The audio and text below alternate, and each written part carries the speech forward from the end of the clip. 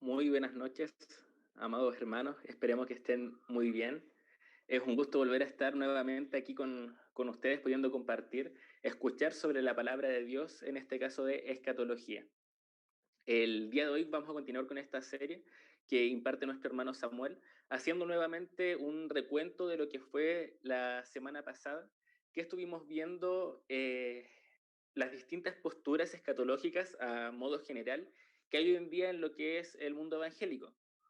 Y vimos que estas se dividían principalmente según cómo miraban lo que es la segunda venida de Cristo y el reino milenial de Cristo. Entonces habían dos posturas que veían que el reino milenio estaba antes que la segunda venida de Cristo.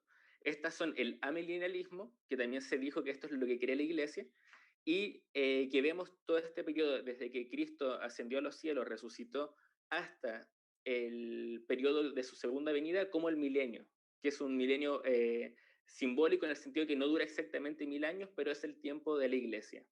Vimos también lo que es el postmilenialismo, que también dice que está dentro de este periodo, sin embargo ve que la iglesia, el evangelio, va a ir creciendo, avanzando a lo largo de este periodo hasta que finalmente venga Cristo, cuando ya casi todo el mundo sea cristiano. Y por otro lado están las posturas que dicen que está la segunda venida de Cristo y posterior a esa está el milenio. Y ahí encontramos lo que es el premilenialismo histórico, y por otro lado el premilenialismo dispensacional. ¿Cuál es la principal diferencia entre estas dos posturas? Es que mientras el histórico ve que la iglesia compone lo que es el nuevo Israel y Dios avanza su plan de salvación mediante la iglesia, el dispensacional ve que la iglesia es un paréntesis, por así decirlo, en el plan de Dios, y que después, ya cuando la iglesia sea raptada antes de la segunda venida de Cristo, 7 años antes de su segunda venida, Dios continuará su plan con el Israel terrenal. Y en este último punto fue donde nuestro hermano Samuel se abocó, porque probablemente muchos de nosotros, de los que estamos viendo, nos criamos bajo esa lección sobre esta idea de que somos un paréntesis, que Israel es el plan A, por así decirlo, y la iglesia fue un plan B, pero vimos que a pesar de que mucha parte de la iglesia evangélica cree esto, no quiere decir necesariamente que eso tenga arraigo en las escrituras. Vimos que el dispensacionalismo, dentro de sus errores, cae en el hecho de que divide la Biblia, la historia bíblica, de tal manera que se pierde su unidad al dividirlo en distintas dispensaciones, cada uno con distintos métodos, distintas formas de entender el mundo, incluso en sus principios la salvación. Vimos también, por otra parte, que no hay una base bíblica para creer que somos un paréntesis, que la iglesia es un paréntesis, sino que vimos que el plan de Dios apuntaba hacia la iglesia. Vimos, por ejemplo, que esta idea de creer que Cristo vendrá a raptar y estará 7 años en las nubes con la iglesia y después bajará en una tercera venida prácticamente, tampoco tiene mucha base bíblica. Y así fuimos viendo en términos generales cómo, a pesar de que muchos hermanos muy piadosos creen esta doctrina, no tiene una base bíblica firme y sólida. Y es así como el día de hoy continuaremos con esta enseñanza de escatología. Así que tendremos un momento de oración pidiéndole a Dios que nos guíe en esta lección, y posterior a eso pasaremos a invitar a nuestro hermano Samuel para que continúe con la enseñanza escatológica. Así que oremos para dar comienzo. Amados hermanos, amados hermanos, como iglesia nos reunimos hoy para adorar y levantar una oración a nuestro Señor. Padre, porque tú eres bueno, porque para siempre es tu misericordia, porque en ti descansamos, porque ¿qué sería de nosotros, oh Dios, sin ti? Padre, a ti nos sometemos, a ti nos rendimos, reconociendo que no hay en nosotros fuerza, poder alguno para salvarnos, reconociéndonos pecadores y reconociéndote a ti como el único santo, dándote gracias, Dios, por el sacrificio de tu Hijo, aquel que vino a la tierra a morir por el pecado de su pueblo, y hoy reina con autoridad sobre todo. Padre, sabemos que estamos estudiando un tema difícil, algo que quizás hoy en día con la pandemia está tan en boga, como es quizás esta idea del fin del mundo, pero en ti reposamos sabiendo que tú reinas, que tú has salvado a tu pueblo y que en ti está nuestra paz. Dios, te pedimos que le des sabiduría a nuestro hermano Samuel, para guiar este estudio, para poder aprender más de lo que dice tu palabra sobre algo tan importante como es el estudio de los últimos tiempos, de la escatología, y a la vez puedas humillar nuestro corazón a quitar cualquier idea quizás preconcebida que vaya en contra de tu palabra y poder someter todo pensamiento cautivo a nuestro Señor Jesucristo. Guíanos, llénanos de sabiduría, Padre, para que todo esto lo podamos llevar a aplicar a nuestra vida y así, Padre amado, dar fruto y glorificar tu santo nombre. Sé tú en este estudio con cada uno de nuestros hermanos en sus casas y, Padre, ilumina nuestro corazón mediante la obra de tu Santo Espíritu. Oramos a ti en el nombre de Jesús. Amén. Ahora, hermanos, que va a aparecer nuestro hermano Samuel acompañándonos, queremos también invitarlos a que nos haga preguntas. Si surge preguntas a lo largo de este estudio, algo que no quedó muy claro, que le gustaría averiguar, pregúntelo ya sea por el chat de YouTube o mediante WhatsApp, y nosotros al final del estudio se la estaremos haciendo a nuestro hermano Samuel, siempre y cuando vaya acorde a lo que estamos viendo. Quizás algunas preguntas sean tocadas más adelante, así que si su pregunta quizás no la terminamos preguntando al final, es porque quizás se escapa de lo que veremos netamente el día de hoy o porque más adelante se podrá profundizar más en ese tema. Así que, Samuel, te damos la bienvenida. ¿Cómo estás? Muy bien, ¿y tú, Cristian? Bien, gracias a Dios. Ya sin más preámbulo te dejamos para que puedas guiarnos en este estudio. Ok. Muy bienvenidos a todos los hermanos de la Iglesia de la Gracia y también quienes participan de otras congregaciones y han estado siguiendo este estudio, esta serie que comenzamos ya hace algunas semanas. Voy a comenzar a compartir la presentación de esta lección del día de hoy, que tiene como título, como tema, ya hemos compartido desde hace algún momento, ¿verdad?, el nombre, y es el propio sistema de la Biblia.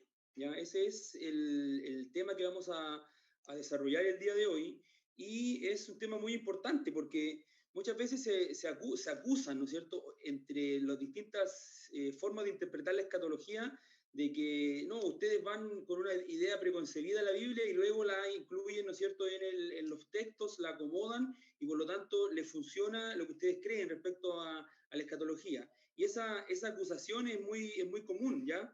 Pero lo que nosotros queremos hacer, ¿ya?, y partir en este tema ya en tierra derecha, como dijimos la vez anterior, hemos estado considerando temas, ¿no es cierto?, mayormente generales, pero ya hemos comenzado a tomar los temas más específicos, pero lo primero que queremos presentar, lo primero que queremos hablar y mencionar, tiene que ver con el mismo sistema, ¿ya? El propio sistema de la Biblia respecto a la escatología. Ya no queremos venir con una idea preconcebida acerca del milenio, acerca de la segunda venida, acerca de la resurrección, acerca del juicio, y luego hacer calzar esa idea con algunos textos bíblicos y generar una doctrina. No, eso no es nuestra intención. Nosotros queremos venir a la palabra del Señor, abrir sus páginas, abrir sus hojas y de esa manera poder encontrar en ella la verdad y que sea la palabra del Señor la que nos entregue este sistema, ¿ya? Este sistema, el propio sistema de la Biblia, como ustedes se van a dar cuenta en el desarrollo de la lección, no hay que estar haciendo calzar nada porque está todo, ¿no es cierto?, está dado por la estructura y por el esquema que entrega la palabra de Dios. Entonces, en este propio sistema bíblico respecto a la escatología, es muy importante que nosotros entendamos que, aunque para muchas personas la escatología parezca una doctrina complicada, confusa, ya algo difícil de abordar, algo prácticamente imposible, hay muchas personas que deciden abocarse al estudio de la palabra del Señor y quizás lo último que quieren estudiar o el último tema que quieren abordar es la escatología, ya porque encuentran que hay una serie de dificultades asociadas, ¿no es cierto?, algunos pasajes de difícil comprensión, al entendimiento de la profecía del Antiguo Testamento, Apocalipsis, muchas veces también se ve como un tema muy complejo, pero lo que nosotros podemos decir a la luz de la palabra del Señor es que estas complicaciones, la mayoría de las veces, o en su gran número, son externas a la propia palabra del Señor. No es la palabra del Señor la que impone esas barreras, no es la palabra del Señor la que es confusa, no es la palabra del Señor la que es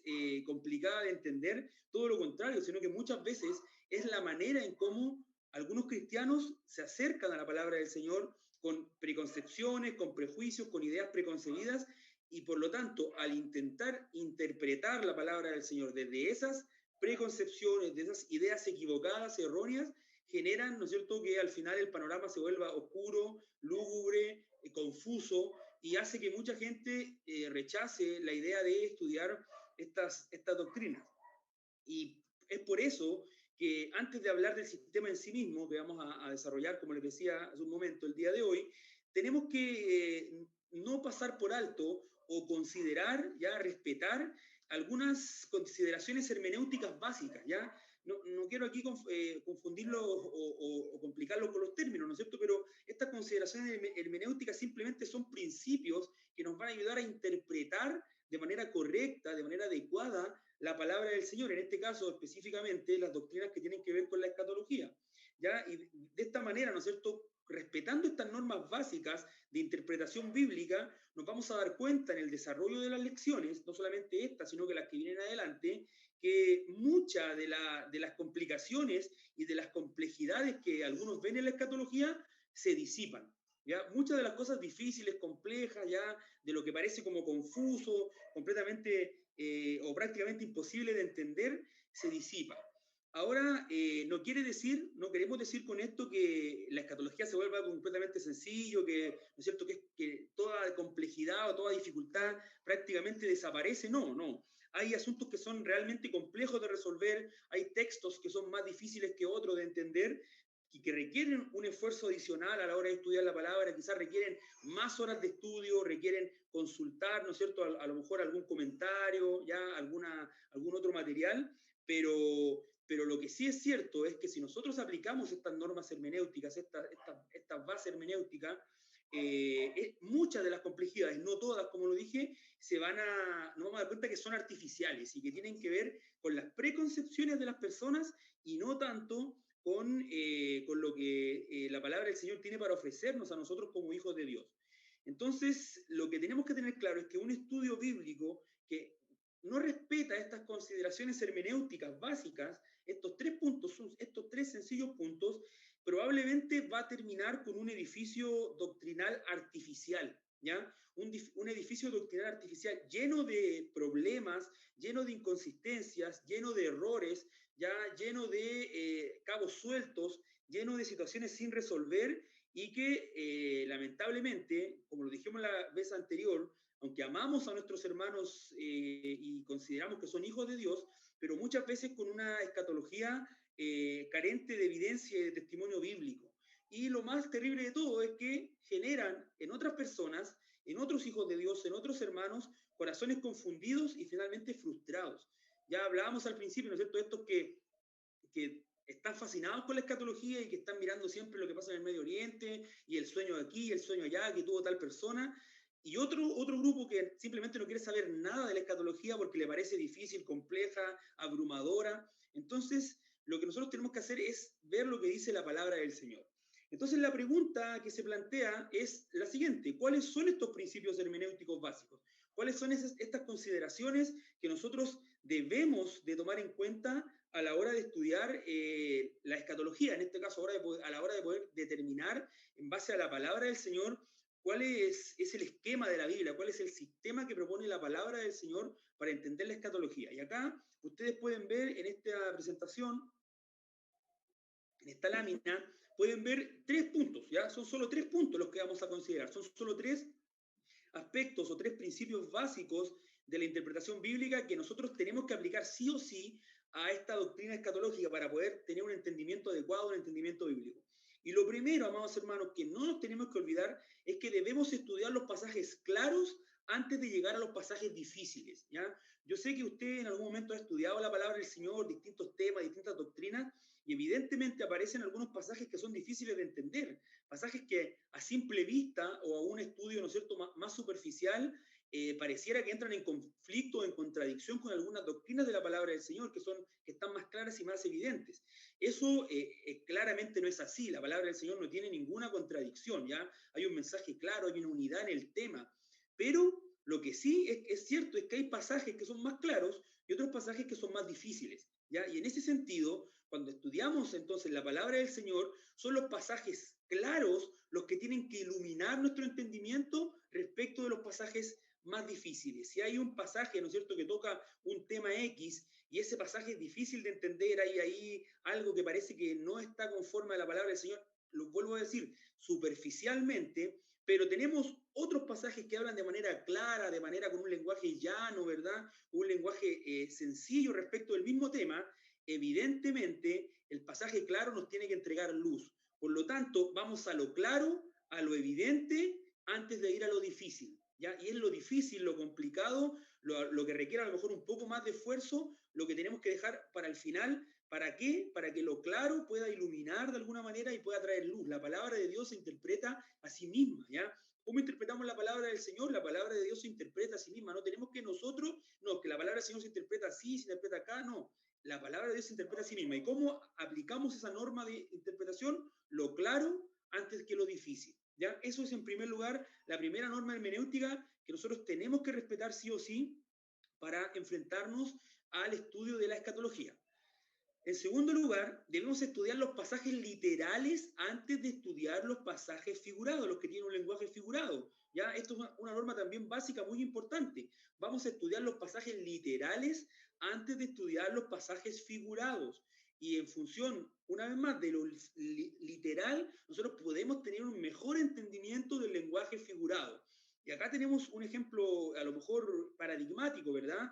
Respecto de la enseñanza del reino milenial, que está en Apocalipsis 20, un libro que está evidentemente escrito en un lenguaje figurado, ¿ya? En un lenguaje figurado, hay ahí figuras literarias, hay representaciones, ¿no es cierto?, respecto de las realidades que el pasaje, que el libro desarrolla, y respecto a algunos temas, como por ejemplo el reinado de Cristo, nosotros tenemos otros pasajes, ¿no es cierto?, en el Nuevo Testamento, donde la narrativa es distinta, donde no está escrito, ¿no es cierto?, en prosa, perdón, donde no está escrito en verso, donde no está escrito a partir de un lenguaje figurado, sino que está en prosa, ya hay un lenguaje narrativo más claro, hay una enseñanza literal respecto de algún apóstol o de nuestro Señor Jesucristo, por lo tanto, para poder entender lo figurado de manera correcta y adecuada, primero nosotros hacemos un estudio de lo literal, para que lo literal pueda guiar nuestro entendimiento de lo figurado, porque si yo estudio lo que está en un lenguaje figurado primero y me armo todo un panorama y me armo todo un entendimiento de esa doctrina en particular o de ese pasaje,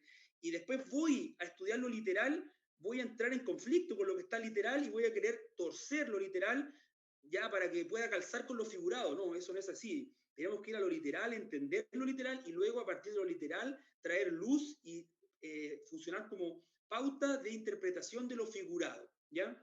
Ese es otro punto muy, muy importante que nosotros no tenemos que dejar pasar a la hora de estudiar la perdón, a estudiar la escatología. Y por último, y esto es muy importante, y por eso partimos nosotros hablando primero de los macro temas, ¿no es cierto? Partimos hablando del Antiguo Testamento, de la perspectiva del Antiguo Testamento, del carácter de la escatología del Nuevo Testamento. Ahora estamos hablando del sistema de la Biblia, ¿ya? Hay una lógica detrás de ese enfoque que hemos tenido en los estudios, y es el que está, ¿no es cierto?, aquí expresado en este tercer punto. ¿Y cuál es el enfoque que está expresado? Debemos captar las verdades generales de la escatología antes de analizar minuciosamente los detalles. Entonces, primero estudiamos lo general y a partir del estudio de lo general, nosotros nos vamos a lo detallado, ¿ya? Porque cuando los que han tenido la oportunidad, ¿no es cierto?, de quizás construir su casa desde cero, ya se compraron un terrenito y ahí fueron pensando, ¿no es cierto?, en su casa, a lo mejor en su mente ya tenían todo clarito, ¿no es cierto?, quiero poner esto aquí, quiero poner esto allá, pero la pregunta es, cuando usted llegó al terreno a construir esa casa que usted se hizo, ¿qué fue lo que puso primero? ¿Puso el sillón primero? ¿Puso el televisor primero? ¿Puso la mesa primero? ¿O antes de poner todos los elementos que van dentro de la casa, primero construyó un radiel, después, ¿no es cierto?, puso unos tabiques, ¿no es cierto?, puso las murallas, luego puso encima el techo, y ya cuando estaba toda la estructura, ya cuando estaba todo lo general armado, usted empezó a decir, bueno, acá va el sillón, acá va el televisor, porque imagínese que usted primero ponga el sillón y después de instalar el sillón tenga que encima hacer el piso. no tiene sentido, ¿no es cierto? Es ridículo. Yo sé que el ejemplo, a lo mejor, usted puede pensar que el ejemplo no es el más adecuado, pero de alguna manera nos ayuda a entender de que primero va a lo general y luego de lo general vamos a lo detallado, vamos a los detalles, ¿no es cierto? Primero hablamos entonces de este sistema escatológico y a partir de este sistema que nos ofrece la palabra del Señor, vamos ubicando los elementos más particulares ya o lo más detallado. Esto es muy importante. Esto es muy importante porque si usted quiere entender la escatología y para comenzar su estudio se va a estudiar Apocalipsis 20 y de ahí empieza a estudiar todo lo demás, lamentablemente es un enfoque inadecuado, ¿ya? ¿Por qué es un enfoque inadecuado? Porque el Apocalipsis 20 trata un aspecto de la escatología, ya el reino de Cristo, el reino milenial de Cristo, lo toca en un lenguaje figurado, ya en muchos sentidos figurado, ¿ya? Y además es un pasaje en donde conceptos como, por ejemplo, este reinado de 1000 años aparece solamente una vez mencionado, ¿no es cierto?, con la temporalidad de 1000 años. Por lo tanto, partimos con lo detallado, con lo literal y con lo difícil. Lamentablemente, vamos a terminar con un entendimiento probablemente muy inadecuado de la profecía bíblica. Nosotros tenemos que partir al revés. Vamos de lo claro a lo difícil, de lo literal a lo figurado y de lo general a lo detallado. Esa es entonces lo que nosotros tenemos que aprender. Y si usted se va a dar cuenta de aquí en adelante, cuando continuemos estudiando estos temas, es que estos principios de escatología nos van a permitir encontrar información, por decirlo de alguna manera, o nutrirnos de la escatología en muchos lugares de la palabra del Señor. No vamos a estar solamente estudiando Daniel y Apocalipsis, por ejemplo, sino que vamos a darnos cuenta que si respetamos estos principios bíblicos, vamos a encontrar el mensaje escatológico, el contenido escatológico impregnado por toda la palabra del Señor, impregnado por toda la revelación. Entonces, estos principios es muy importante que los consideremos, que los respetemos y de esa manera vamos a darnos cuenta, usted se va a dar cuenta en el desarrollo de esta lección y de las lecciones que vienen hacia adelante, que lo que parece muy difícil, muy complejo, muy enredado, es evidentemente más fácil y más simple de lo que se creía. ¿Por qué? Porque estoy respetando las normas básicas de la interpretación bíblica y no estoy trayendo mi pensamiento, mis ideas, o estoy partiendo al revés en el estudio de la doctrina bíblica. Entonces, para ya aplicar estos principios en nuestro estudio de la doctrina escatológica, vamos a comenzar hablando de un aspecto básico, un aspecto fundamental, ¿ya? Un aspecto que nos va a permitir entender en el marco, en el contexto en el que se desenvuelve el discurso escatológico presente en la palabra del Señor. ¿Ya? En otras palabras, vamos a comenzar a estudiar el propio sistema de la Biblia. ¿Qué sistema, qué esquema nos presenta la Biblia en términos generales respecto a la doctrina escatológica, respecto a la escatología? ¿Ya? Y para aquello, nosotros vamos a comenzar hablando de las 2 edades o los 2 siglos. ¿Ya? Eso es el tema que vamos a desarrollar, que en el cual nos vamos a extender durante esta lección, ¿ya? Las 2 edades o los 2 siglos.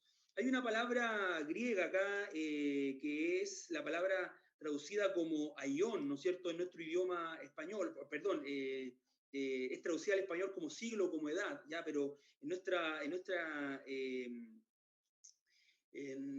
nuestra caligrafía, ¿verdad?, española, esta palabra que está acá en griego se nombra como aión, y este concepto que es traducido en la mayoría de las veces como siglo o como edad en la palabra del Señor, es algo muy importante que nosotros tenemos que considerar para entender la escatología.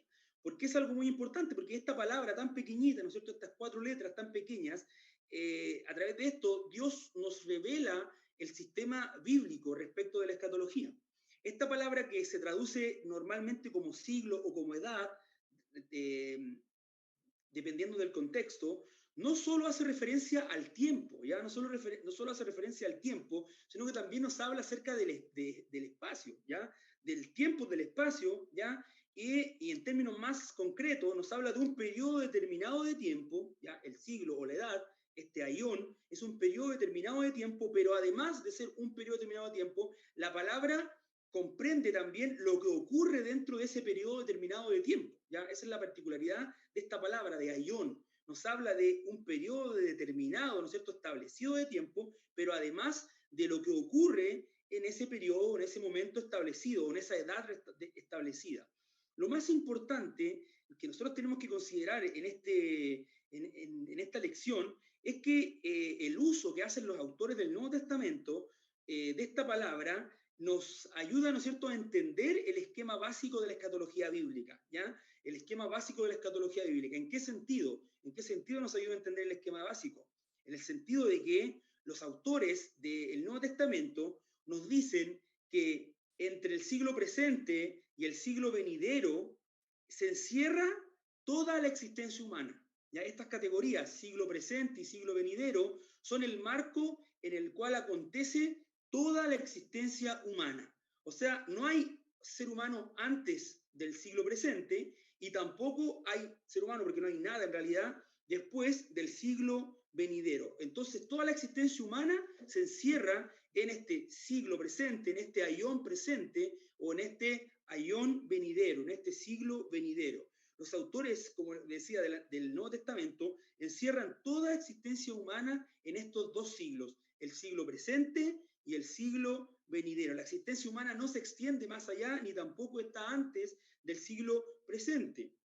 Pero lo más importante a tomar en cuenta para poder ir desenvolviendo, ¿no es cierto?, esta madeja del sistema bíblico que presenta la palabra del Señor respecto a la escatología, es que nos habla de este siglo presente y nos habla de este siglo venidero como siglos cualitativamente diferentes, ¿ya? Lo que pasa en el siglo presente y lo que es el siglo presente es distinto y es diferente a lo que va a pasar en el siglo venidero y lo que es el siglo venidero. Estos siglos, estas edades, estas eras son cualitativamente diferentes, El siglo presente, en el que estamos viviendo nosotros en la actualidad, ¿no es cierto?, esta edad donde vive el ser humano, se caracteriza por ser moralmente corrupta y porque tiene una extensión limitada en el tiempo, tiene un principio, que es la creación, y tiene un final, ¿ya? Que más adelante vamos a ver dónde termina o cuándo termina este siglo presente.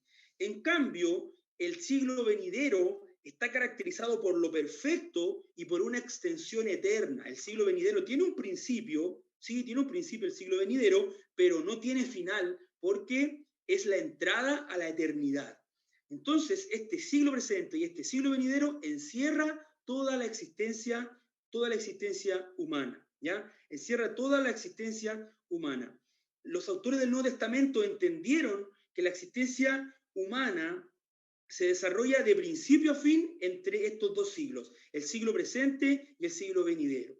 Y lo importante acá, ya no es lo que digo yo, no es lo que yo estoy hablando simplemente, sino que es que esta terminología, el siglo presente y el siglo venidero, es utilizada en al menos 16 lugares del Nuevo Testamento. ¿Ya? En al menos 16 lugares del Nuevo Testamento, los apóstoles, ya nuestro Señor Jesucristo, utilizó este concepto, utilizó este término para referirse entonces a este contexto en el donde se desarrolla la vida del ser humano. Este siglo, ¿no es cierto?, y el siglo venidero. Vamos a revisar algunos pasajes, por ejemplo, Mateo 12:32 dice lo siguiente. Es un pasaje muy popular, ¿no es cierto?, muy conocido. No vamos a entrar en detalle respecto a lo que es la blasfemia contra el Espíritu Santo, ¿ya? Pero lo que sí vamos a considerar lo que acompaña este pasaje. Mira lo que dice la palabra del Señor. A cualquiera que dijera alguna palabra contra el Hijo del Hombre, le será perdonado. Pero al que hable contra el Espíritu Santo, no le será perdonado, ni en este siglo, ni en el venidero. ¿Qué significa entonces esto? ¿Qué significa esto de que este pecado que se hace contra el Espíritu Santo no será perdonado ni en este siglo ni en el venidero? ¿Qué está diciendo Jesús con esto? ¿Qué está dando a entender Jesús utilizando estos conceptos, el siglo presente y el siglo venidero? Este pecado no será perdonado ni en el siglo presente ni en el siglo venidero, ni en este siglo ni en el siglo venidero. ¿Qué quiere decir Jesús? Con estos términos que utiliza, ¿qué es lo que está intentando comunicar? Está intentando comunicar que este pecado no será perdonado nunca. Ya la blasfemia contra el Espíritu Santo es conocido como el pecado imperdonable. Por lo tanto, Jesús le dice, este pecado no será perdonado ni en este siglo ni en el siglo venidero. En otras palabras, no será perdonado nunca. Ya no tendrá oportunidad de que este pecado sea perdonado ni en este siglo ni en el siglo venidero, porque no hay nada más para el ser humano. Es este siglo y luego el siglo venidero. Mire la comparación con Marcos 3:29. Dice Marcos 3:29, el pasaje paralelo, pero cualquiera que blasfeme contra el Espíritu Santo no tiene jamás perdón, sino que es reo de juicio eterno. Eso es lo que dice Marcos. ¿Ya? En Mateo dice, ni en este siglo ni en el siglo venidero, y Marcos ya nos ayuda a entender este pasaje y nos dice que es reo de juicio eterno. Es el mismo pasaje, solo que con otra frase. No será perdonado ni en este siglo ni en el siglo venidero, es igual a que no tendrá perdón jamás y es reo de condenación eterna. ¿Ya? Esto evidentemente nos está diciendo que no hay nada más que este siglo y el siglo venidero. Esos son los límites de la existencia del ser humano. Lucas 18, 29 y 30 dice, y les dijo, de cierto os digo que no hay nadie que haya dejado casa o padres o hermanos o mujer o hijos por el reino de Dios que no haya de recibir mucho más en este tiempo y en el siglo venidero la vida eterna. Una vez más, ¿no es cierto? Que recibe en este tiempo bendiciones, pero que no vaya a recibir más bendiciones, ¿no es cierto?, en el siglo venidero. ¿Y cuál es la bendición más grande del siglo venidero? La vida eterna, ¿ya? Y eso nos habla entonces que este siglo venidero tiene una extensión eterna, ¿ya? Tiene una extensión eterna, no tiene un fin, ¿no es cierto? No tiene un fin el siglo venidero, ¿ya? Tiene un principio, sí, pero no tiene un fin. Por lo tanto, una vez más, la vida del ser humano, la existencia del ser humano, determinada por este siglo y por el siglo venidero. Voy a pasar a otro pasaje. Lucas 20, del 34 al 36, miren lo que dice. Entonces respondiendo Jesús les dijo, los hijos de este siglo se casan y se dan en casamiento, más los que fueren tenidos por dignos de alcanzar aquel siglo y la resurrección de los muertos, ni se casan ni se dan en casamiento, porque no pueden ya más morir, pues son iguales a los ángeles y son hijos de Dios al ser hijos de la resurrección. Interesante, este pasaje nos dice muchas cosas. Muchos se quedan, ¿no es cierto?, ahí pegados en el tema del casamiento, del matrimonio, de la vida familiar, en la eternidad, pero sin querer, o sea, vamos a tomar esto más adelante, pero me quiero quedar con lo que continúa, ¿no es cierto?, nos dice que los que fueren tenidos dignos de alcanzar aquel siglo, ¿no es cierto?, el siglo venidero, evidentemente, y además la resurrección de los muertos, dice que ni se casan ni se dan en casamiento. Dice, porque no pueden ya más morir. O sea, los que están en el siglo venidero, los que son dignos de alcanzar el siglo venidero, ya no pueden más morir, no pueden morir, ¿no es cierto? Son iguales a los ángeles, dice más adelante. Son hijos de Dios al ser hijos de la resurrección. Más adelante vamos a ver qué papel juega la resurrección respecto a este esquema del siglo presente y el siglo venidero. Pero lo que tenemos aquí claro es que los que alcanzan la resurrección y pueden estar en el siglo venidero son aquellas personas que ya no pueden morir más, que ya no hay corrupción, ¿no es cierto? Ya no pueden morir más, ya no se casan, ya no se dan en casamiento. Hay algo que cambió respecto a su vida, ¿ya? Respecto a su vida. Romanos 12, 2, un pasaje muy conocido también, nos dice, no conforméis a este siglo, ¿ya? No os conforméis a este siglo. ¿Qué quiere decir esto? ¿De qué nos habla respecto a este tema? Haciendo una comparación, ¿no es cierto? Este siglo, ¿no es cierto?, no es el siglo de los hijos de Dios. Aunque vivimos en este lugar, no tenemos que tomar la forma de este siglo, el molde, la manera de pensar, porque está corrupta, ¿ya? Porque hay pecado, porque hay maldad, porque el pecado, ¿no es cierto?, ha corrompido toda esfera del ser humano, incluyendo su mente. Por lo tanto, este siglo corrupto no nos tiene que a nosotros capturar y hacer que nuestro pensamiento tome la forma o tome el molde de este siglo, sino que nuestro entendimiento tiene que ser renovado, nuestro entendimiento tiene que ser renovado y transformada nuestra manera de pensar. Pero este siglo, esta forma de pensar, este molde de este siglo está corrupto.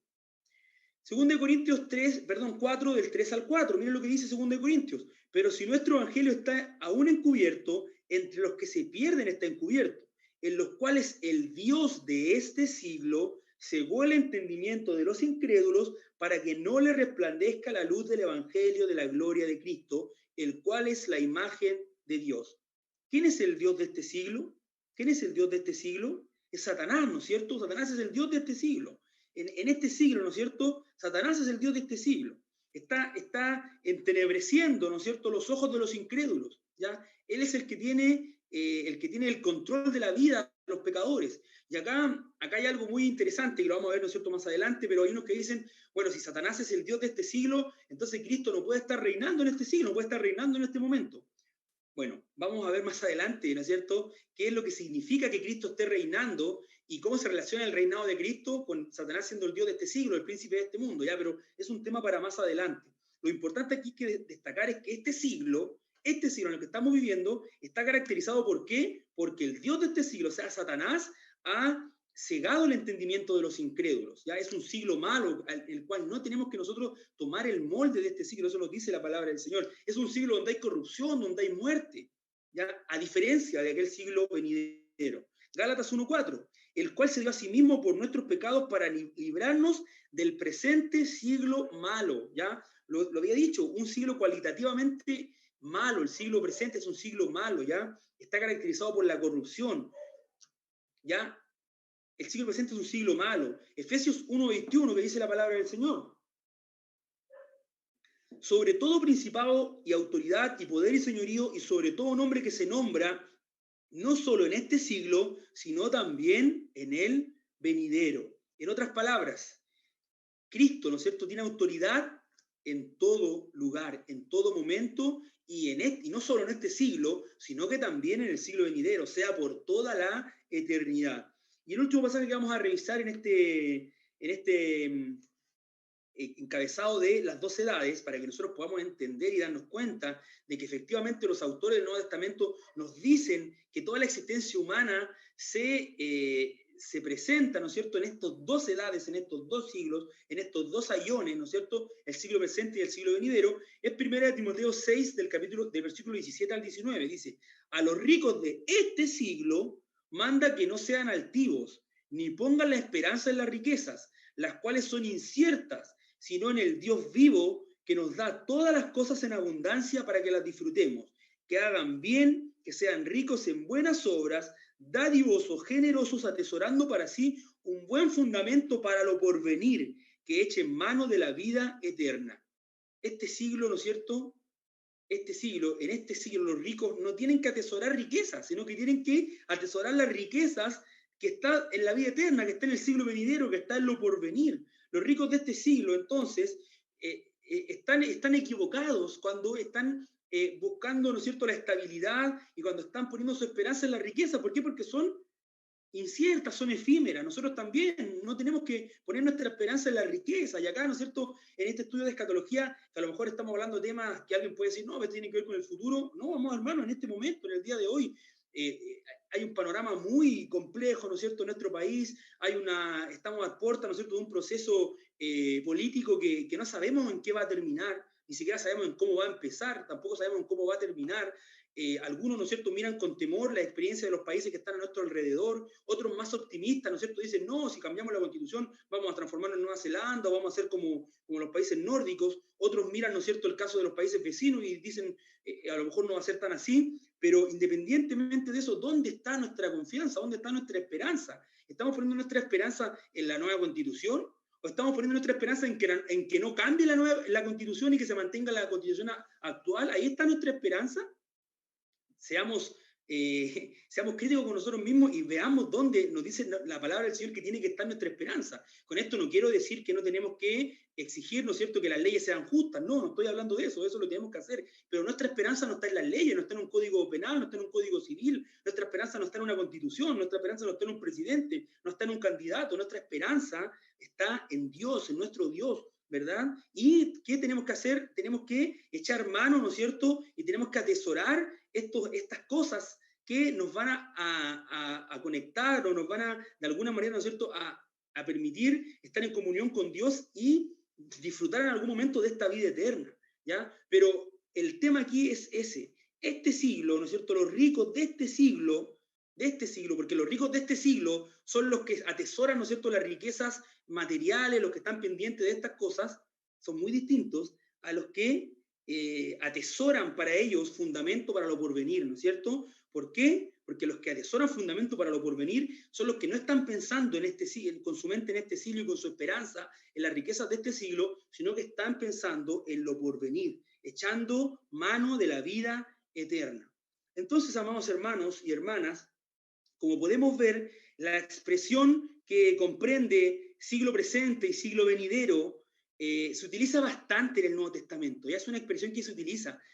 Acá revisamos algunos pasajes, pero hay, como les decía, al menos 16 pasajes en donde se utiliza esta expresión y no es una expresión, ¿no es cierto?, que aislada. No estamos hablando acá de un versículo aislado que aparece una sola vez ya en la Biblia y que está ahí, ¿no es cierto?, en cuestionamiento y que es de difícil interpretación o incluso de difícil traducción. No, estamos hablando de una terminología que aparece en variados lugares del Nuevo Testamento, ya no está aislada y que evidentemente esta expresión, el siglo presente y el siglo venidero, se usa uniformemente en el Nuevo Testamento. O sea, cuando Pablo habla del siglo presente y del siglo venidero, está diciendo lo mismo que está diciendo Mateo, que está diciendo Marco o que está diciendo Lucas. No hay acá uno que lo entiende de otra manera, no, están hablando de lo mismo, ¿no es cierto? En los evangelios, en las cartas paulinas, por lo tanto podemos decir con toda certeza que cuando el Nuevo Testamento quiere hablar de la historia humana, quiere hablar de la extensión de la historia humana desde el principio, desde lo que es la actualidad hasta lo que tiene que ver con el futuro eterno, usa la terminología este siglo y el venidero. El siglo presente y el siglo venidero. El siglo presente y el siglo venidero, entonces, amados hermanos, ¿de qué nos están hablando? Nos están hablando de la extensión de la existencia humana, desde principio a fin, desde este siglo y el siglo venidero. ¿Ya? Este siglo que tuvo un principio, la creación, que va a tener un fin, la segunda venida de Cristo, ¿no es cierto?, la resurrección, el juicio, y que tiene un inicio, ¿no es cierto?, la resurrección, el juicio, la segunda venida de Cristo, y que ya para adelante solo la eternidad, amados hermanos. Entonces, quiero continuar para hablar ahora de las conclusiones que nosotros podemos sacar a partir de este esquema, ¿no es cierto?, de este esquema del siglo presente y el siglo venidero. Vamos a considerar al menos 3 conclusiones. Una vez considerado este esquema del siglo presente y el siglo venidero, vamos a tomar 3 conclusiones. Ya vamos a desarrollar 3 conclusiones. Entonces, ¿qué podemos decir en primer lugar respecto de este esquema del siglo presente y del siglo venidero? Como ya lo venía diciendo hace un momento, este siglo y el venidero, el siglo presente y el siglo venidero, engloban todo el tiempo, desde la creación hasta la eternidad. Desde la creación hasta la eternidad, ¿no es cierto? Este siglo que comienza con la creación y que concluye, ¿no es cierto?, de alguna manera, porque no tiene fin, ¿no es cierto?, pero que tiene, ¿no es cierto?, como horizonte definitivo la eternidad en el siglo venidero, ¿ya? Entonces, eso es lo primero. Y la prueba la encontramos, una de las tantas pruebas, en el pasaje que leímos hace un momento, Mateo 12:32. A cualquiera que dijera alguna palabra contra el Hijo del Hombre, le será perdonado, pero el que hable contra el Espíritu Santo no le será perdonado ni en este siglo ni en el venidero. En otras palabras, lo que dice Marcos 3:29, no tiene jamás perdón. ¿Ya? No tiene jamás perdón. En otras palabras, lo que está diciendo el Señor, que ese pecado no será perdonado nunca. ¿Por qué, no es cierto? ¿Por qué no será perdonado nunca? Porque si no es perdonado en este siglo y si no es perdonado en el siglo venidero, ya no hay nada más. No hay ninguna otra categoría de existencia para el ser humano. Este siglo o el venidero. Por lo tanto, este siglo y el venidero engloban toda la existencia humana. No hay nada después del siglo venidero. Solo está la eternidad. Esto es muy sencillo. La historia humana se divide, ¿no es cierto?, como la división más grande que nosotros podemos encontrar, más general entonces, es entre este siglo y el siglo venidero. Todo lo que la Biblia dice y enseña respecto de la historia humana, respecto del ser humano, respecto del futuro del ser humano, pertenece o a este siglo o al siglo venidero. Nada más hay antes de este siglo para el ser humano y nada más hay después, ¿no es cierto?, del siglo venidero, porque solamente está la eternidad. No existe entonces, amados hermanos, y esto es muy importante para poder entender la doctrina de la escatología, periodo de la historia humana antes de este siglo, ni va a existir nada que esté después del siglo venidero, y además tampoco hay nada intermedio. Es este siglo y luego de este siglo, el siglo venidero. No hay nada tampoco intermedio, no hay un periodo de tiempo intermedio, ¿no es cierto?, un híbrido entre los dos. No, es este siglo o es el siglo venidero, ¿ya? Y lo importante es que va a llegar un momento en el que este siglo va a terminar. Este siglo tiene fin, ¿no es cierto? Dijimos al principio que el siglo presente es un siglo finito, ¿no es cierto? Es un siglo que tiene fin, que tiene un límite. Inmediatamente va a dar paso entonces al siglo venidero que no acabará jamás, ¿ya? Que es la eternidad. El siglo presente entonces y el siglo venidero comprenden la totalidad de la existencia humana, desde la creación hasta la eternidad. No hay nada antes, no hay nada después. Este siglo entonces y el siglo venidero engloban todo el tiempo desde la creación hasta la eternidad. En segundo lugar, tenemos como segunda conclusión, el siglo presente y el siglo venidero son cualitativamente distintos. El siglo presente y el siglo venidero son cualitativamente distintos. Ya lo vimos también en Lucas hace un momento. Entonces, Lucas 20, 34 al 36. Entonces respondiendo, Jesús les dijo, los hijos de este siglo se casan y se dan en casamiento, mas los que fueren tenidos por dignos de alcanzar aquel siglo y la resurrección de entre los muertos, ni se casan ni se dan en casamiento, porque no pueden ya morir, pues son iguales a los ángeles y son hijos de Dios al ser hijos de la resurrección. Estamos diciendo, ¿no es cierto?, que lo que dice la palabra del Señor en este lugar, y es que la Biblia enseña claramente de que no hay acá una evolución respecto del siglo presente y del siglo venidero. La Biblia nos dice que hay una evolución, que esto va a ir evolucionando, que esto va a ir progresando, ¿ya? No, nos dice que hay una diferencia cualitativa y radical, no hay aquí un proceso lento en que el siglo presente se va transformando lentamente en el siglo venidero hasta que ¡pum!, llegó el siglo venidero, a través de un proceso largo, ¿no es cierto?, de una transición extendida. No es así. Este siglo es malo y va a llegar un momento en que cuando Cristo venga va a llegar a su fin. Este siglo malo va a llegar a su fin. No es una evolución, no es que el siglo XXI va a ir, ¿no es cierto?, evolucionando lentamente, progresando, mejorando lentamente hasta transformarse en el siglo venidero. No, amado hermano, no. El siglo presente es cualitativamente distinto al siglo venidero. Es cualitativamente distinto. Miren lo que dice la palabra del Señor en este mismo pasaje que leímos hace un momento, ¿no es cierto? En este siglo hay matrimonio, hay muerte, ¿no es cierto? La gente puede morir. En este siglo los hombres son naturales, somos, ¿no es cierto?, hombres sujetos a las leyes, ¿no es cierto?, de la física, ya a las leyes de la biología, ya. Y además, en este siglo coexisten los justos y los malvados. Esto también es muy importante. En este siglo coexisten los justos con los malvados. En el siglo venidero no hay matrimonio, no hay muerte, ¿no es cierto?, nadie va a morir. Los hombres que están y las mujeres que están son los que han sido resucitados y sus cuerpos han sido transformados, ¿ya? Han sido glorificados sus cuerpos, y además el siglo venidero lo alcanzan solo los que son dignos, ya los que son dignos de alcanzar este siglo, los que son hijos de Dios en el fondo, ¿ya? Entonces son siglos que son cualitativamente distintos, son siglos cualitativamente distintos. Tercer lugar, el juicio del malvado y la resurrección del justo marcan el fin de este siglo y el comienzo del siglo venidero. Esto también, amados hermanos, es muy importante, es muy importante. Este siglo y el siglo venidero están separados por un solo día. Hay solo un día entre el siglo presente y el siglo venidero. El último día del siglo presente es a la vez el primer día del siglo venidero. Es solo un evento, ¿ya? O una serie de eventos, pero que ocurren de manera simultánea, son los que dan término a este siglo y dan como inicio al siglo venidero.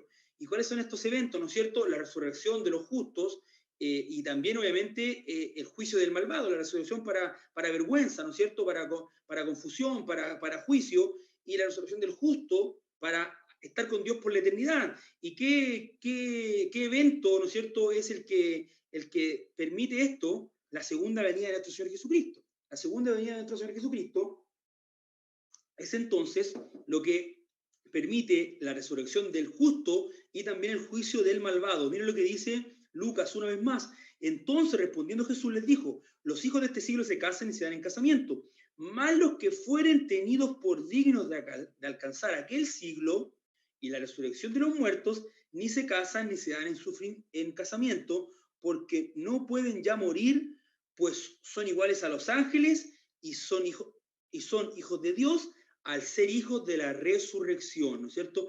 Al ser hijos de la resurrección, o sea, al haber resucitado, ellos pueden ahora disfrutar de aquel siglo, y al disfrutar de aquel siglo, ¿no es cierto? Ya este siglo malo, ha llegado a su fin, ha concluido. La resurrección entonces inaugura el siglo venidero. La resurrección inaugura el siglo venidero, ¿ya? Y eso, la resurrección, ¿no es cierto?, es posible porque está aconteciendo la segunda venida de Cristo. Por lo tanto, la segunda venida de Cristo, la resurrección, el juicio del malvado, ¿qué es lo que hace? Inauguran, dan por terminado este siglo e inauguran el siglo venidero. Miren lo que dice 1 Corintios 15:50. Pero esto digo, hermanos, que la carne y la sangre no pueden heredar el reino de Dios, ni la corrupción heredará la incorrupción. Tesalonicenses 4:16 dice: porque el Señor mismo, con voz de mando, con voz de arcángel y con trompeta de Dios, descenderá del cielo, y los muertos en Cristo resucitarán primero. Eso es relacionado, ¿no es cierto?, con la segunda venida de Cristo.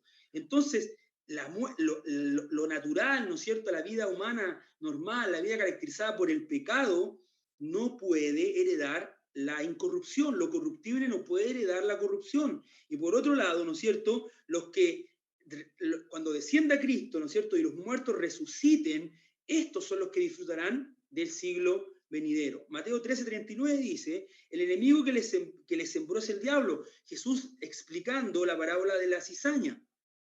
Dice: el enemigo que los sembró es el diablo. Y miren lo que dice: la siega es el fin del siglo y los segadores son los ángeles. Pasaje muy, muy relacionado con lo que leímos hace un momento, ¿no es cierto?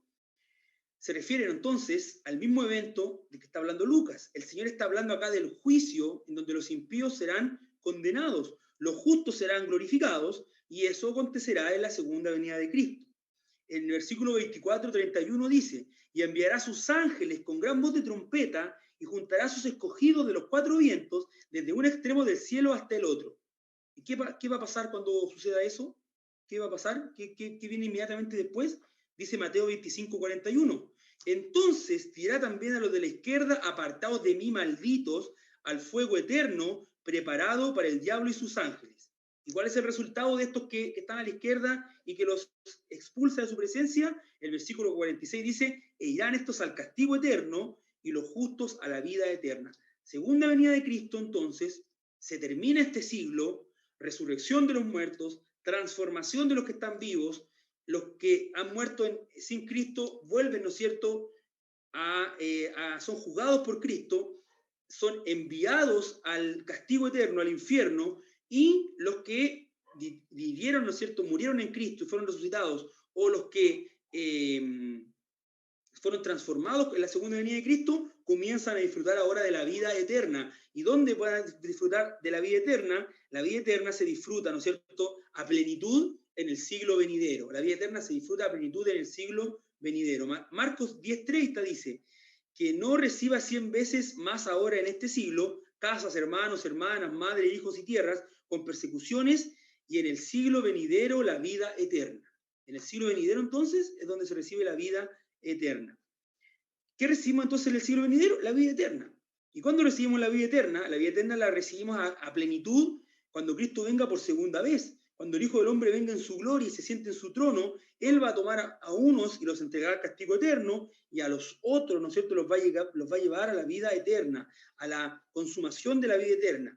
Ya Cristo le dará vida eterna a sus justos. Ya estamos gustando de esta vida eterna, pero aún no se ha manifestado de manera completa. Se hará manifestada cuando Cristo venga por segunda vez. Entonces, esto es muy importante, amados hermanos. Este evento, el juicio de los malvados, la resurrección del justo y también la segunda venida de Cristo, son el último día de este siglo. Son el último día de este siglo. Vamos a revisar también algunos pasajes, ¿ya? Dice Mateo 7:22. Muchos dirán en aquel día: Señor, Señor, ¿no profetizamos en tu nombre y en tu nombre no echamos fuera demonios y operamos muchos milagros? ¿Cuál es aquel día? ¿A qué se está refiriendo con aquel día? Con el día del juicio, ¿verdad? Aquel día es entonces el día del juicio. Juan 6:39. Y esta es la voluntad de que me envió, que no pierda yo ninguno de los que me ha dado, pero que los resucite en el último día de este siglo, evidentemente. Entonces la resurrección, ¿cuándo ocurre la resurrección? Acá, en el último día, en el último día de este siglo, ¿no es cierto? Ahí es donde seremos resucitados los que hayamos muerto en Cristo. Juan 6:40, al ladito, ¿no es cierto? Porque la voluntad de mi Padre es que todo el que mire al Hijo y crea en Él tenga vida eterna y yo le resucitaré en el último día. ¿Cuándo va a resucitar Cristo a los creyentes que han muerto en Él? En el último día de este siglo. Juan 6:44, ninguno puede venir a mí si el Padre que lo envió no lo trajese, y yo lo resucitaré en el último día. ¿Cuándo ocurre la resurrección? Entonces, una vez más, en el último día. Juan 6:54, quien quiera que coma de mi carne y beba mi sangre, tiene vida eterna, y yo le resucitaré en el último día. ¿Cuándo es la resurrección? El último día de este siglo. Juan 11:24, Marta confesó, yo sé que él resucitará en el último día, ya respecto a Lázaro. La resurrección, ¿cuándo ocurre entonces? Una vez más, el último día. Juan 12:48, el que me reciba a mí y no acepta mis palabras, tiene quien le juzgue. Las palabras que yo le hablo le condenarán en el último día. ¿Cuándo será su condenación entonces? El último día. Hechos 2:20, sé que estoy yendo rápido, pero es para que podamos avanzar. Hechos 2:20, el sol se tornará en tinieblas y la luna en sangre antes que venga el gran y glorioso día del Señor. El día del Señor también, ¿no es cierto? Ese último día es también conocido como el día del Señor y estará acompañado de señales celestiales. 1 Corintios 1:8, Él os afirma hasta el fin para que sean sin mancha en el día del Señor Jesucristo. El día entonces, hasta el fin. ¿Y cuál es ese último día? El día del fin es el día también del Señor Jesucristo. Es el día también del Señor Jesucristo. 1 Corintios 5:5, entreguen tal hombre a Satanás para que la naturaleza de pecado sea destruida y su espíritu sea salvo en el día del Señor. ¿Cuándo va a ser salvo? ¿No es cierto? Acá, en el último día, en el día del Señor. 2 Corintios 1:14, como también en parte habéis entendido que somos vuestra gloria, así como también vosotros la nuestra para el día del Señor Jesús, ¿no es cierto? El día del Señor será un tiempo de gloria, ¿no es cierto? En Jesús, ¿verdad? Es un tiempo de testimonio, ¿no es cierto? Es el día del Señor Jesús. Primera de Tesalonicenses 1, del 5 al 2. Pero vosotros sabéis bien que el día del Señor vendrá como ladrón en la noche. El día del Señor, una vez más, el último día, el día del juicio, el día de la resurrección. Que el Señor le conceda, según Timoteo 1:18, que el Señor le conceda que haya misericordia cerca del Señor en aquel día. ¿Y cuánto nos ayudó en Éfeso? Tú lo sabes mejor. ¿Cuándo necesitamos hallar misericordia? En aquel día, ¿no es cierto? En aquel día, en ese último día, en el día de la resurrección. Segundo Timoteo 4:8, por lo demás me está guardada la corona de justicia, la cual me será dada, la cual me dará perdón el Señor, juez justo, en aquel día, y no solo a mí, sino también a todos los que aman su venida. Aquel día es también el día de su venida. Según de Pedro 3:10, pero el día del Señor vendrá como ladrón en la noche, los cielos pasarán con gran estruendo y los elementos serán quemados por fuego y la tierra y las cosas que hay serán quemadas. El día del Señor entonces vendrá como ladrón en la noche, el día del Señor vendrá como ladrón en la noche. Entonces es evidente, amados hermanos, es evidente, hay sustento bíblico para afirmar categóricamente que este día que va a dividir o que divide este siglo y el siglo venidero es llamado en la palabra del Señor como el último día, ¿no es cierto? Como el último día, como el día del Señor, ya como el día final, ¿no es cierto? El día final, el día de la resurrección. Y eso es lo que divide este siglo del siglo venidero. Eso es lo que divide este siglo del siglo venidero. Entonces, mis amados hermanos, ya para ir cerrando, ¿no es cierto? Para ir concluyendo esta lección respecto de este esquema que presenta la palabra del Señor, podemos decir que el Nuevo Testamento nos habla de que la existencia humana se circunscribe desde su inicio, ¿no es cierto?, en la creación hasta la eternidad, en estas categorías: este siglo, este siglo y el siglo venidero. Este siglo es un siglo corrupto, es un siglo malo, es un siglo caracterizado por el pecado, ¿ya? Vamos a ver la próxima semana cómo de alguna manera el siglo venidero ya ha irrumpido de cierta forma en este siglo, pero en términos esenciales aún no está el siglo venidero. ¿No? Hemos comenzado a disfrutar algunas bendiciones del siglo venidero, pero el siglo venidero aún está ahí resguardado, ¿no es cierto?, para ese gran día, para el último día. Pero este siglo es un siglo malo, el siglo venidero es un siglo bueno. Este día tiene fin, el siglo venidero es un siglo eterno, es una edad eterna. Este siglo está caracterizado por la corrupción, por el pecado, el siglo venidero por la gloria de Dios. Y el evento entonces transicional, el evento que genera el fin de este siglo y el comienzo del siglo venidero, es entonces la segunda venida de Cristo, acompañada obviamente de la resurrección de los justos y del juicio de los malvados. Este sistema, entonces, amados hermanos, nos permite, o surgen a partir de este sistema, al menos dos observaciones prácticas que son muy importantes, ya que no quiero pasar, que no quiero pasar por alto, ya porque son realmente importantes y tienen que ver con la sencillez. ¿Qué podría ser más simple que solo dos edades? ¿Qué podría ser más simple que solo dos edades? De repente hay esquemas escatológicos que uno ve, las 7 dispensaciones, los 7 juicios, las 7 resurrecciones, los 3 juicios, los 4 juicios, los 5 juicios, el juicio del trono blanco, el juicio del cordero, el juicio aquí, el juicio allá, la primera resurrección, la segunda resurrección, la primera venida la segunda venida, ¿no es cierto?, el rapto secreto, la segunda venida el arrebatamiento, etcétera, etcétera. Uno ve un montón de eventos, situaciones, ¿no es cierto?, periodos, periodizaciones, pero este esquema, el que ofrece la palabra del Señor, es evidentemente sencillo. No son 7 edades, no son 12, son 21, solo hay 2 edades o 2 siglos. Uno natural, este siglo, y uno sobrenatural, el siglo venidero. ¿Y qué es lo que los separa? Simplemente, como hemos dicho, la segunda venida de Cristo, la resurrección, el juicio, ¿no es cierto?, de los impíos. Si logramos nosotros captar esta realidad, esta sencillez del esquema de la palabra del Señor, nos podemos dar cuenta que mucho de lo complejo, de lo enredado, de lo difícil de la escatología se disipa. Este siglo venidero. Este siglo, estamos aquí, vamos a morir, tiene fin. El siglo venidero es eterno, estamos con Dios por la eternidad, ¿no es cierto?, disfrutando del cielo nuevo y de la tierra nueva. ¿Qué es lo que genera el cambio? La segunda venida de Cristo. Pone fin a este siglo y da inicio, ¿no es cierto?, al siglo venidero. Pero ¿sabe lo que pasa? Para algunos maestros de la escatología, ¿ya?, estudiosos de la profecía bíblica, este esquema les parece muy sencillo. No lo aceptan porque es muy sencillo. ¿Cómo va a ser tan sencillo?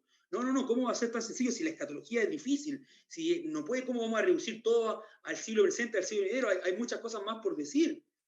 Amados hermanos, la sencillez de la palabra del Señor en este sentido es evidente, es clara. Este siglo, el siglo venidero, no hay espacio para nada más. No hay espacio para nada más. No hay nada antes respecto a la historia humana. No hay nada antes de este siglo, no hay nada entre medio de este siglo y el siglo venidero, y no hay nada después del siglo venidero porque es la eternidad. Entonces, mi amado hermano, este es evidentemente un esquema muy sencillo y que nos facilita de alguna manera el acercamiento al estudio de la escatología. Y en segundo lugar, y esto es algo muy importante que quiero recalcar ya para terminar, es que la escatología bíblica implica un sobrenaturalismo, una sobrenaturalidad enfática. Ya lo sobrenatural es enfático acá. ¿Ya?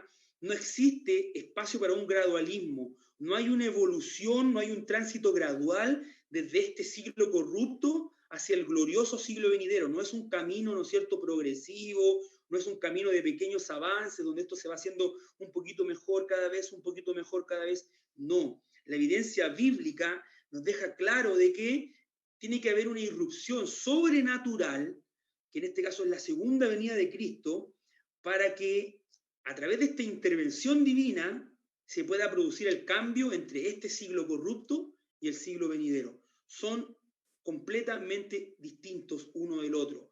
Uno caracterizado por el pecado, con un tiempo límite, donde conviven pecadores y justos, con otro que está en la eternidad, donde solamente vamos a disfrutar de la gloria de Dios, de la santidad perfecta, y donde solamente hay espacio para los hijos de Dios, para los que son hijos de la resurrección, para los que han alcanzado, ¿no es cierto?, la glorificación de sus cuerpos a través de la segunda venida de nuestro Señor Jesucristo. Vuelvo a reiterar, el esquema, ¿no es cierto?, se presenta de manera muy fácil, muy sencilla. No con esto quiere decir que es algo que no tenemos que considerar o que es algo de segundo orden o poco importante. No, todo lo contrario, amados hermanos. A través de esta sencillez, de este esquema, podemos sacar un mejor provecho al estudio de la escatología. La próxima semana vamos a considerar una segunda parte donde vamos a ir incrustando, ¿no es cierto?, o más que incrustando, reconociendo algunos detalles que son importantes que este esquema nos va a entregar para ir avanzando en el estudio de estas doctrinas, ¿ya? Así que, por lo menos doy por concluida la exposición. Quiero invitar a Cristian para que podamos, a ver si es que hay alguna pregunta, algún comentario, y de esa manera, de esa manera podamos ya dar por finalizada esta exposición, ¿ya? Muchas gracias, hermano Samuel, por esta exposición tan clara, tan precisa al respecto, que como tú decías, muchas veces nos complicamos quizás tanto la existencia, e incluso nosotros buscando que sea más complicada entender la escatología cuando la Biblia lo presenta de una manera tan clara. Pero al respecto surgen dos preguntas. La primera pregunta tiene relación, por así decirlo, ¿qué pasa con un hermano que escucha, claro, todo se divide en este siglo y el venidero? Pero va a su Biblia y ve que su Biblia está dividida en Antiguo Testamento y Nuevo Testamento. Y puede decir, oye, pero acá hay otra división. Y se pone de repente a leer el libro de Romanos y lee que habla de la ley y la gracia. Y dice, pero acá hay otra división. ¿Cómo podemos, de cierta manera y a grandes rasgos, congeniar eso? ¿Será porque apuntan a divisiones desde perspectivas distintas? Quizá alguna desde la escatología, otra una división más respecto a los pactos. ¿Cómo podemos entender cuando vemos quizás otras divisiones dentro de la Biblia, que en realidad todo, a fin de cuentas, se divide en este siglo y en el venidero? Bueno, es una pregunta muy interesante. Yo había pensado inicialmente incluir alguna explicación respecto a eso en la exposición, pero finalmente decidí no incluirlo, y qué bueno que la pregunta fue planteada. Cuando hablamos de este siglo y el siglo venidero, y hablamos de esta división, ¿no es cierto?, estamos hablando en términos generales, en primer lugar. Es la división más general que nosotros podamos encontrar, ¿ya? Porque incluso si nosotros podemos hablar, por ejemplo, de la ley, ¿ya? La ley de forma material, ya, porque siempre Dios la dio en el corazón del ser humano, ¿ya? Pero de manera material, las tablas de la ley Dios se las dio a Moisés en el Sinaí, ¿ya? Pero, ¿no es cierto?, y de ahí nos dice la palabra del Señor que está, ¿no es cierto?, el tema, el periodo de la ley. Evidentemente antes también Dios inculpaba el pecado y castigaba el pecado, pero no estaba la ley escrita. Ya, la ley escrita es a partir del Sinaí.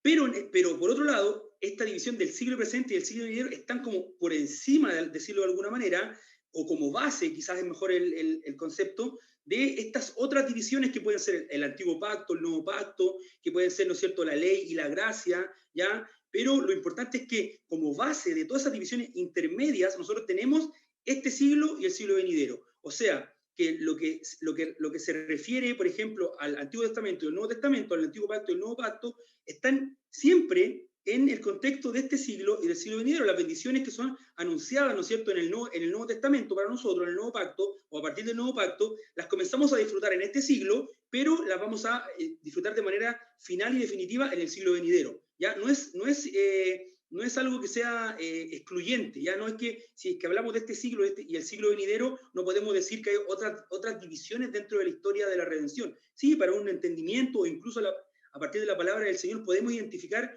otras divisiones, como por ejemplo, la más común, ¿no es cierto?, tiene que ver con el Nuevo Testamento y con el Antiguo Testamento. Y evidentemente aquí hay una cuestión a lo mejor un poco más histórica, ya donde se nos dicen algunos eruditos del Nuevo Testamento que muy probablemente este concepto del siglo presente y del siglo venidero, que fueron utilizados de manera tan libre por nuestro Señor Jesucristo en primer lugar y después por los apóstoles, y que no lo vemos reflejado en el Antiguo Testamento, ya no aparece el concepto, probablemente el concepto surgió o fue acuñado por alguna escuela rabínica en el periodo intertestamentario, entre el Antiguo Testamento y el Nuevo Testamento, surge este concepto del siglo presente y del siglo venidero. Entonces, nos ayuda a entender esa explicación, de alguna manera, que es muy probable que los mismos judíos, antes de Jesucristo, incluso de que Jesucristo naciera, ya identificaban tanto el Antiguo Testamento, como lo que ellos no estaban pensando nunca que están viviendo en el Antiguo Testamento, pero ya identificaban el periodo de los patriarcas, el periodo, ¿no es cierto?, de los profetas, el periodo de la monarquía, como este siglo, como el siglo presente, y después, ¿no es cierto?, Jesucristo, el momento, lo que venía, ¿no es cierto?, en la eternidad, para ellos como pueblo de Israel, lo identificaban como el siglo venidero. Entonces, lo que nos dicen estos eruditos es que probablemente Jesús ocupa estas palabras, los apóstoles ocupan estas palabras de manera tan natural, porque ya había un entendimiento a nivel del judaísmo de que el siglo presente correspondía desde la creación, ¿no es cierto?, hasta el final, ¿no es cierto?, de la historia humana entendida, ¿no es cierto?, con el pecado, con la corrupción, y el siglo venidero venía a ser, ¿no es cierto?, la eternidad con Dios. Con esto, lo importante, ¿no es cierto?, no es acá, no estoy diciendo que esto es así y que no hay ningún cuestionamiento de lo que estoy planteando, no, pero sí nos ayuda a entender por qué, por ejemplo, Cristo y los apóstoles ocuparon con tanta naturalidad el concepto, ¿ya? Y también a entender que muy probablemente ya los mismos judíos entendían que lo que ellos estaban viviendo, incluso antes de Cristo, ya se entendía como el siglo presente. Porque hay algunas personas que dicen, no, pero es que el siglo presente, cuando Cristo habla del siglo presente, cuando el apóstol habla del siglo presente, se están refiriendo solamente del Nuevo Testamento en adelante, pero no es así. Es evidente que Jesucristo está hablando del siglo presente desde la creación hasta la segunda venida y luego hacia adelante el siglo venidero. Pero para cerrar un poco la pregunta y la respuesta, el siglo presente y el siglo venidero como categorías, ¿no es cierto?, que dan inicio y apuntan hacia la eternidad respecto a la existencia del ser humano, la existencia humana, no impiden que nosotros internamente tengamos otras divisiones, como la ley y la gracia, como el antiguo pacto y el nuevo pacto, y a lo mejor otras divisiones más que pueden surgir, ¿no es cierto? Cuando estudiamos el Antiguo Testamento hablamos de los patriarcas, hablamos después de los jueces, hablamos después de la monarquía, ¿no es cierto? Para poder ir entendiendo, ir haciendo estas divisiones. No sé si alcanzo a responder la pregunta con esa respuesta. Bastante claro, hermano. Muchas gracias por aclararnos este concepto de esta división aún con más profundidad. Y finalmente tenemos una pregunta que, más que pregunta, se podría decir un consejo respecto al cómo ahora nosotros abordamos este estudio. ¿De qué manera? Hay un pasaje que en la segunda carta de Pedro que dice que cuando Pablo en sus escrituras tiene cosas difíciles de entender y que algunos llegan y las tuercen para su propia perdición, según lo que dice el apóstol Pedro. Entonces uno ve los principios hermenéuticos que inicialmente se plantearon en este estudio, y claro, siempre ir de lo más claro a lo más oscuro, por así decirlo, de lo que podemos entender a rasgos más generales y después ir a los detalles. Pero un hermano puede entender que eso es lo que hay que hacer. Pero ¿qué consejo podrías dar en el fondo a cómo lo hacemos? ¿Cómo yo, estudiando un día este tema quizás, estoy estudiando lo más general, qué pasa con estas cosas pequeñas? ¿Qué hago? Consulto a algún hermano, veo comentarios, hago un mapa bíblico y lo intento meter forzadamente en algún lado. ¿De qué manera práctica yo puedo tomar este principio hermenéutico y aplicarlo en mi estudio diario de las Sagradas Escrituras? Pero, bueno, no sé si la pregunta se refiere específicamente a la escatología o en términos generales el estudio de la palabra del Señor. O sea, finalmente abarcará también el estudio general de la palabra del Señor, en este contexto igual un poco más referido a la escatología. Bueno, voy a partir al revés, ¿no es cierto? Respecto de la escatología, que es un poco lo que vamos a seguir nosotros estudiando, vamos primero a los evangelios, vamos en segundo lugar a las cartas paulinas y vamos en último lugar al Apocalipsis. Ahí hay un criterio, ¿no es cierto? Vamos a partir por la prosa, por el lenguaje llano, por el relato histórico, después nos vamos a ir, ¿no es cierto?, a la doctrina que está en las cartas paulinas, y luego al final vamos a ir, ¿no es cierto?, al lenguaje figurado, y vamos a ir a estudiar Apocalipsis, por ejemplo. Ahí hay un criterio, ¿no es cierto?, de, como les decía yo, de lo más claro a lo más difícil después, ¿no es cierto?, de lo literal a de lo figurado después, y luego, evidentemente, desde lo general a lo más detallado. Ahí hay un ejemplo respecto de de la escatología. Y en términos generales, respecto de la doctrina cristiana o del estudio bíblico, acá hay algo muy importante que muchas veces se pasa por alto, ¿no es cierto? Y a lo mejor sobre todo en esta época en donde la doctrina reformada o la enseñanza, ¿no es cierto?, de la doctrina de la reforma han un poco generado cierta confusión en algunas personas, ya cierto rechazo a la estructura eclesiástica, cierto rechazo, ¿no es cierto?, a los medios en los que Dios ha dispuesto para que las personas puedan crecer en el conocimiento de la palabra del Señor. Y sienten que de repente pueden, como llanero solitario, no, yo estudio mis temas, yo voy a esto, yo solamente le doy a lo que a mí me interesa, total, no hay nadie que se interponga entre la palabra del Señor y yo tengo el Espíritu Santo, me capacita para interpretarla, por lo tanto no necesito de un pastor, ni de un maestro, ni de alguien que me pueda guiar, ya puedo ver un video en internet, me puedo comprar un libro, etcétera, y yo puedo hacerlo sí porque es así, ¿no es cierto? Es el espíritu de la reforma, de que no hay intermediario entre Dios y entre la revelación de Dios, ¿no es cierto?, y el creyente. Y de cierta manera o sea, no de cierta manera, sino que es cierto, no hay un intermediario en el sentido de que yo, si no me lo enseña el pastor o si no me lo enseña un líder, yo no voy a poder nunca aprender un tema. No es así, yo puedo hacerlo, ¿no es cierto?, autónomamente. Pero a pesar de eso, o teniendo en consideración la autonomía que cada uno puede tener respecto a la palabra del Señor, Dios ha puesto en su iglesia a pastores y maestros, o pastores maestros, que tienen como objetivo fundamental capacitar, ¿no es cierto?, a la iglesia. Tienen como objetivo capacitar a la iglesia. Esa es una de las principales tareas, capacitar, equipar, ¿ya? El hombre de Dios, ¿no es cierto?, como dice Timoteo, este hombre que tiene la palabra del Señor, ¿no es cierto?, todo lo que Dios le da como herramienta, tiene como objetivo capacitar a la iglesia. Entonces, yo como miembro de una iglesia, si quiero abordar algún tema, no es que le tengo que ir a pedir permiso al pastor para poder estudiar un tema o que le voy a pedir permiso al líder para estudiar un tema, no, pero evidentemente tengo que también interiorizarme y entender qué es lo que cree, qué es lo que entiende la iglesia respecto a este tema. Y en ese sentido yo tengo que ir, ¿no es cierto?, acercarme al pastor, acercarme al hermano, acercarme a los que desarrollan la enseñanza en la iglesia, y si tengo alguna duda, pedir ayuda, ¿no es cierto?, pedir ayuda. Si de repente me parece como muy enredado este tema de la hermenéutica y aquí y allá, bueno, el pastor me tiene que dar, ¿no es cierto?, alguna explicación, alguna enseñanza de cómo puedo afrontar estos principios, cómo puedo afrontar un estudio bíblico. Pastor, quiero estudiar acerca del Espíritu Santo, hermano, ¿me podría recomendar alguna manera de estudiar acerca del Espíritu Santo?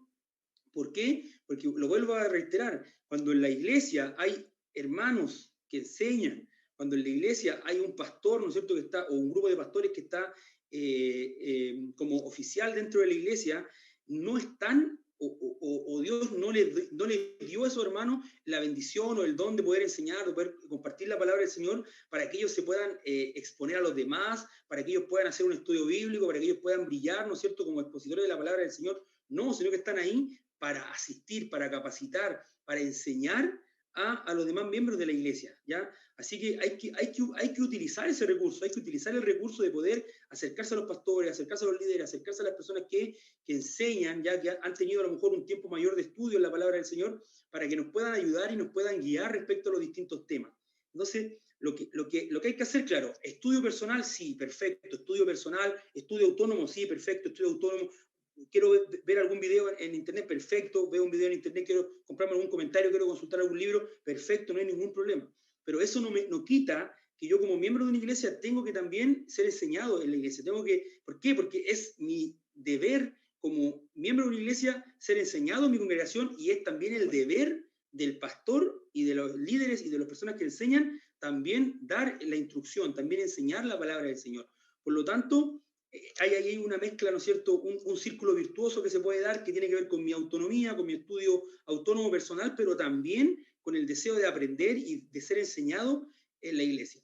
Y como les decía, siempre hay hermanos que han estado más tiempo que uno estudiando la palabra del Señor, la teología histórica, la teología sistemática, la hermenéutica, ¿ya? Y así las otras disciplinas bíblicas. Por lo tanto, siempre es bueno que vamos, ¿no es cierto?, a consultar, nos acerquemos a consultar, preguntemos acerca de algún tema y recibamos, ¿no es cierto?, ayuda para abordar estos temas. Ya quizás me extendí un poco la respuesta, pero me parece que es importante afirmar esta idea de que la iglesia, ¿no es cierto?, los líderes, las personas que enseñan, los pastores, el pastor de la iglesia, tiene la responsabilidad de equipar, tiene la responsabilidad de enseñar a la congregación, en este caso a los hermanos también en particular, que presentan alguna duda, que presentan alguna consulta y que quieren profundizar. Eso te podría decir, Cristian.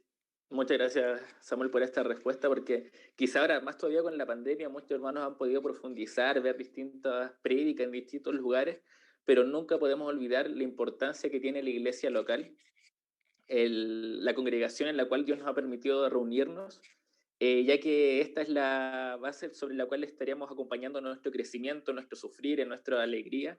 En todo Dios ha puesto la iglesia para que podamos seguir creciendo. Así que muchas gracias, hermano Samuel. Ya cerrando esta ronda, te agradecemos por el estudio y también por la respuesta que has dado, y esperamos vernos ya el próximo jueves para seguir aprendiendo. Así que nos despedimos, hermano Samuel, que esté muy bien, un abrazo grande, y a nuestros amados hermanos también ya estamos cerrando, vamos a tener un momento de oración, y con esto ya quedamos libres para el domingo volver a reunirnos virtualmente, esperando que cada vez quede menos, a la espera de poder juntos como iglesia volver a congregarnos, a escuchar la palabra de Dios y a edificarnos mutuamente. Así que oremos a nuestro Dios para ir finalizando.